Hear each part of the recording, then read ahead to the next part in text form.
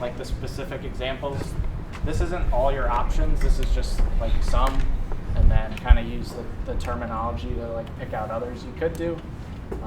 Like I said, a lot of these, too, if you're working with those older patients, you don't feel confident with their balance, have them hold on to something or frame on the wall. But just like, this is the best way to like kind of work the tendon, work the muscle, coordination, that power, like that's so important for older people to stop from falling. Like falls aren't slow, they're like, oh, they tripped and they have to plan. They have to react quickly. So get them used to that. Typically, like for me, programming these, I'll do them like twice a week, and it's pretty much my like leg day warm up. Like I'll do this before squatting. As far as the order goes, like I'm not gonna go right into like the ping tier stuff. I'm gonna probably start with a couple reps of like light tier leaping, and then once like I feel warm, maybe I'll do one like pass of like a medium leap, and then I'll go into the ping stuff, and then I usually do the deep stuff after, just because it's going to be more muscularly driven than tendon driven, and it's going to like help like get me ready to squat. So I'll do like the low squat leaps, maybe 2 sets of 10. You can do another option is like wide to narrow. So here, just kind of work on the mobility there. I'll do like the split ones, but that's kind of my warm-up for squatting days. Just an easy way to throw them in. Takes like 10 or 20 minutes. So Dan, what's your sales pitch? Someone middle-aged, I don't do that anymore. Like I don't need to jump. Tell me what are the negative consequences of stopping jumping or plyometric type stuff as you get older? It's definitely like a use it or lose it skill. If you stop jumping, you're not going to be ready for it. You know, I've seen a couple ACL tears in here that was just like one random jump from someone, and they landed and tore their ACL. Wait, it happened in here? No, someone who came in here. Okay. Okay. And it's like, yeah, when was the last time you did any jumping? And they did like a celebratory jump and tore their ACL. So just being ready for those like random occurrences. Maybe you say you're never going to jump, but you might not. You might never jump, but you might trip and like have to catch yourself quickly. So if you don't want to fall, I just, for more active people, it's just that ability to like hike and do everything they want to do. And it's really not that time consuming. Yeah.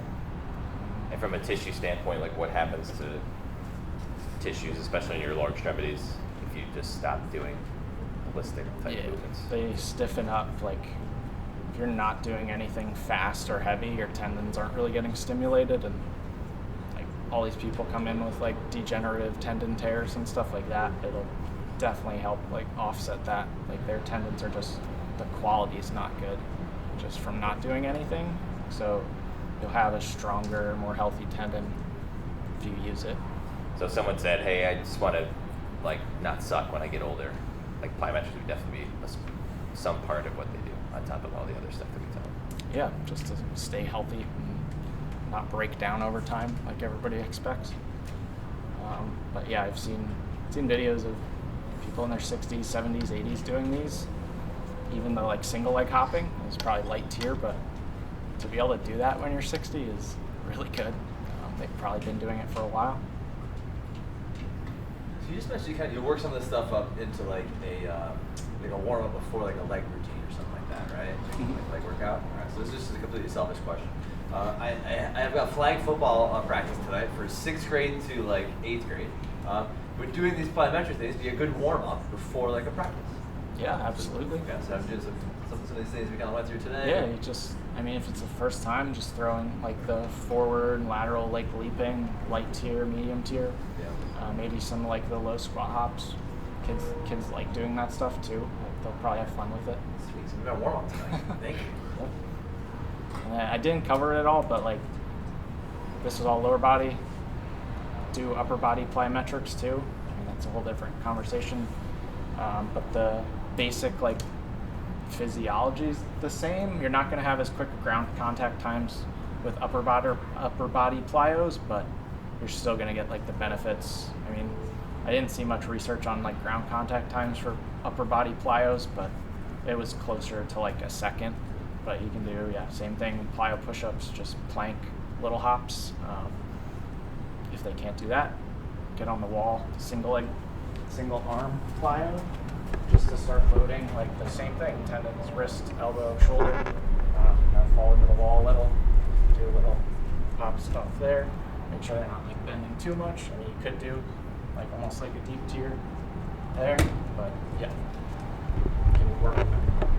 So for upper body plyos, I'm just kind of like foreign to my brain. Like I understand it, right? But if I just think about like, oh, okay, just turn your hands into feet, right? And then I would do all these same things, like they're just feet. But then obviously it's like harder. So you would start like, what's a progression? So if I started on the wall, like I get that. The wall like, would be the first. Like it seems that there's like a big gap between like the wall and to the floor. What am I doing in that middle section? Like at some point the wall gets kind of far away, and like maybe they're not ready for the floor. Is there something I'm not thinking of, like that helps make it a little simpler? You got knees? Okay. So Knees, you could do. You could go push-up position with like you have a pull-up bar, loop a band around their chest to unload, and like depending on how heavy the band is, it can be a pretty light hop. Gradually decrease the band, dropping from like different box heights and rebounding, even like laying on your back. Have a med ball, like toss, throw a med ball, have someone drop it, catch, rebound. That's another one I've done.